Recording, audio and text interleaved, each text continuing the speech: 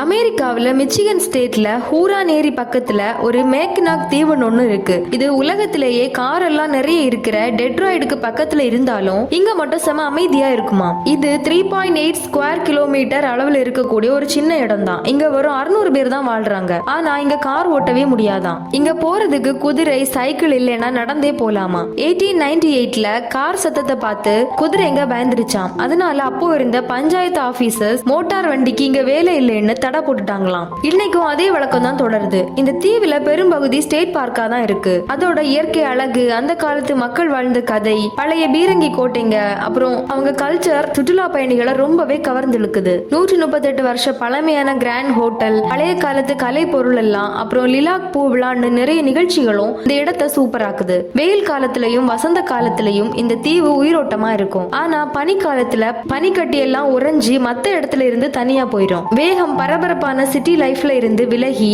இயற்கையோட ஒட்டி ஒரு அமைதியான வாழ்க்கை வாழணும்னு நினைக்கிறவங்களுக்கு இந்த மேக்னாக் தீவு ஒரு அருமையான இடம். இங்க குதிரை தாங்க ராஜான்னு சொல்றதுதான் அவங்க வாழ்க்கை முறையா.